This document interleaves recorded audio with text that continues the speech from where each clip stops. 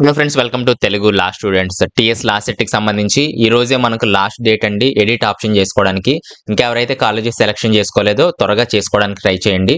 రేపు మనకు రిజల్ట్ రావడం జరుగుతుంది. ఇక్కడ 31వ తారీఖు అని చెప్పి display the college wise list of provisionally selected candidates on the website page 1 కి సంబంధించి మీకు ఏ కాలేజీలో సీట్ వచ్చింది అనేది ఇక్కడ తెలియడం జరుగుతుంది. మీకు రేపు తెలియడం జరుగుతుంది.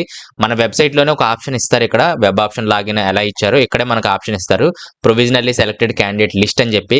మీరు దాని మీద క్లిక్ చేసినట్లయితే ఈ విధంగా ఓపెన్ అవుతుంది. ఇక్కడ మీ hall ticket number, rank enter చేసి లాగిన్ చేయాల్సి ఉంటుంది. నెక్స్ట్ పాస్వర్డ్ అడుగుతుంది, పాస్వర్డ్ ఎంటర్ చేయాల్సి ఉంటుంది. నెక్స్ట్ ఈ విధంగా డీటెయిల్స్ అన్ని కూడా ఉంటాయండి. మీకు ఏ కాలేజీలో అలాట్ అయింది, ఎంత ఫీ పే చేయాలనేది కూడా ఇక్కడే మనకు తెలియడం జరుగుతుంది. అవన్నీ కూడా నేను చెప్తాను, కేర్ఫుల్ గా చూడండి. ఇక్కడ మీ డీటెయిల్స్ అన్ని కూడా ఇస్తారు.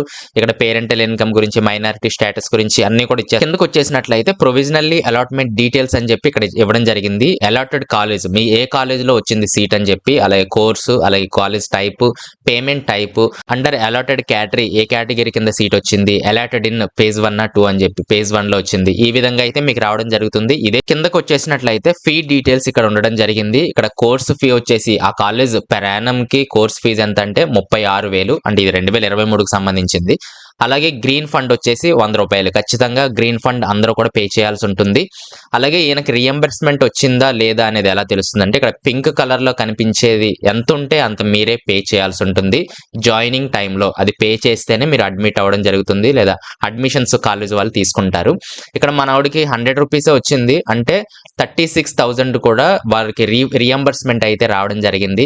కొందరికేమో 36,000 టోటల్ గా రాకపోయినా అందులో హాఫ్, ఒక 17,000 ఎంతో కొంతమందికి రావడం జరుగుతుంది. అది కొన్ని కారణాల వల్ల, అంటే ఇన్కమ్స్ ఎక్కువగా ఉండడం వల్ల, లేదా కొన్ని రీజన్స్ ఉన్నాయి. దాన్ని బట్టి వాళ్ళు హాఫ్ ఇద్దామా లేదా ఫుల్ ఇద్దామని చెప్పి ఇక్కడే డిసైడ్ చేయడం జరుగుతుంది. అందుకే ఇన్కమ్ సర్టిఫికేట్ అనేది లేటెస్ట్ మీరు రిజిస్ట్రేషన్ టైంలోనే అప్లోడ్ చేయండి అని చెప్పి నేను మరీ చెప్పాను.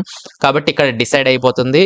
తర్వాత గ్రీన్ ఫండ్ అనేది అందరికీ ఉంటుంది. ఇక్కడ మీరు ఇక్కడ ఆన్లైన్ లో పే చేయాల్సి ఉంటుంది. లాస్ట్ ఇయర్ నుంచి చేంజ్ చేశారు. అంతకు ముందు ఏంటంటే మీరు డీడీ తీయాల్సి ఉండేది, కాలేజ్ అంటే బ్యాంక్స్ కి వెళ్ళి అక్కడ పే చేసి రిసిప్ట్స్ పట్టుకొని పెద్ద ప్రాసెస్ ఉండేది.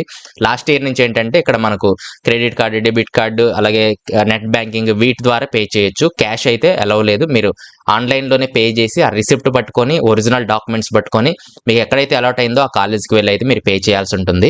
ఒకవేళ నాకు ఈ కాలేజ్ నచ్చలేదు అనుకున్నట్లయితే ఇక్కడ ఫీ అనేది పే చేయకండి, నెక్స్ట్ పేజ్ లో సెలెక్ట్ చేసుకోవడానికి అయితే ట్రై చేయండి. నెక్స్ట్ ఏంటంటే, మీకు ఫీ కట్టడానికి అంటే ముందు ఏదైనా మీకు తెలియని కాలేజ్ ఉన్నట్లయితే డైరెక్ట్ అడ్రస్ ఉంటుంది కాబట్టి ఆ కాలేజ్ దగ్గరికి వెళ్ళండి. వెళ్ళి అట్మాస్ఫియర్ అవన్నీ కూడా కనుక్కోండి. ఒకవేళ మీరు అటెండెన్స్ మేనేజ్ చేయాలి అనుకున్నట్లయితే డైరెక్ట్ ఆ కాలేజ్కి వెళ్ళి అక్కడ ఉండే వాళ్ళని డైరెక్ట్ గా మేనేజ్మెంట్ ని అడగొద్దు. జస్ట్ ఎవరైనా సీనియర్స్ ఉన్నా సరే, లేదా ఎవరైనా క్లర్క్స్ ఉన్నా సరే మీ సిచ్యువేషన్ అయితే తెలియజేయడానికి ట్రై చేయండి.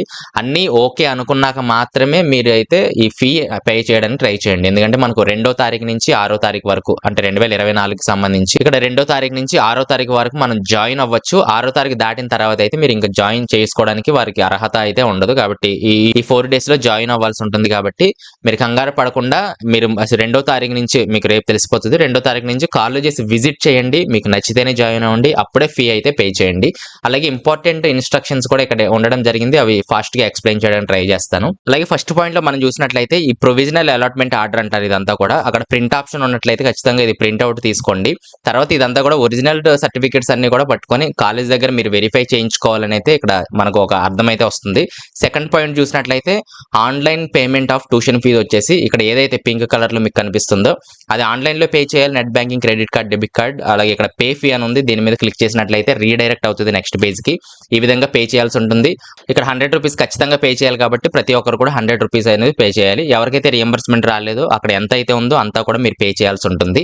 తర్వాత సెకండ్ పాయింట్ లోనే take the printout, acknowledge receipt and joining report ఏదైతే నెక్స్ట్ వస్తున్నాయో అవన్నీ కూడా ప్రింట్అవుట్ తీసుకోండి. పేమెంట్ రిసిప్ట్ కూడా మీరు ప్రింట్అవుట్ తీసుకోండి. థర్డ్ పాయింట్ లో చూస్తే candidates parents are advise to make tuition fee payment from their own bank accounts. కాబట్టి ఓన్ బ్యాంక్ అకౌంట్స్ లో నుంచి పే చేసేటట్టు చూసుకోండి. ఎందుకంటే ఇన్ కేస్ ఆఫ్ రీఫండ్స్ ఏమన్నా అయినట్లయితే, మీరు పే చేసేసిన తర్వాత జాయిన్ అవనట్లయితే, రీఫండ్స్ కానీ ఏదైనా ప్రాబ్లమ్స్ ఉన్నట్లయితే మళ్ళీ అదే బ్యాంక్ లో అయితే వాళ్ళు రివర్స్ చేయడం అయితే జరుగుతుంది.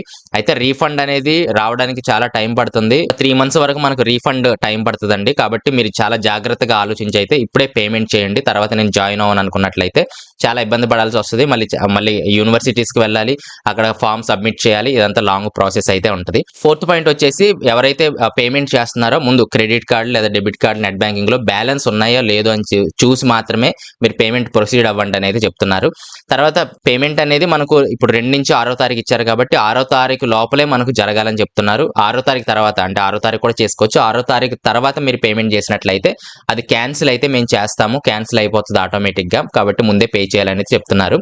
కాబట్టి మీరు 3, 4, 5 ఈ డేట్స్ అయితే మీకు సేఫ్ జోన్‌గా అయితే ఉంటాయి. తర్వాత సిక్స్త్ పాయింట్‌కొచ్చేసి మీరు ఏదైతే ఒరిజినల్ డాక్యుమెంట్స్ లేదా సర్టిఫికేట్స్ తీసుకువెళ్ళకపోయినట్లయితే కాలేజీలో అయితే అడ్మిట్ చేసుకోరు. అడ్మిషన్ అనేది క్యాన్సిల్ చేయడం అయితే జరుగుతుందని అయితే సిక్స్త్ పాయింట్‌లో చెప్తున్నారు. సెవెంత్ పాయింట్ చూసినట్లయితే 6 తారీఖు కల్లా మీరు జాయిన్ అవ్వకపోయినట్లయితే అప్పుడు మీకు అలాట్‌మెంట్ అనేది క్యాన్సిల్ చేయడం అయితే జరుగుతుందని చెప్తున్నారు. కాబట్టి ప్రాసెస్ అంతా కూడా 2-6 తారీఖు మధ్యలోనే మొత్తం జరిగిపోవాలి. ఒకవేళ ఏదైనా మిస్ అయినట్లయితే మీరింక క్యాన్సిల్ అయిపోతది. మళ్ళీ సెకండ్ పేజ్‌లో అయితే పార్టిసిపేట్ చేయాల్సి ఉంటుంది. కాబట్టి అందరికి అర్థమైంది అనుకుంటున్నాను. ఏదైనా కామెంట్స్ ఉంటే కింద కామెంట్స్‌లో తెలియచేయండి. రిప్లై ఇవ్వడానికి అయితే ట్రై చేస్తాను.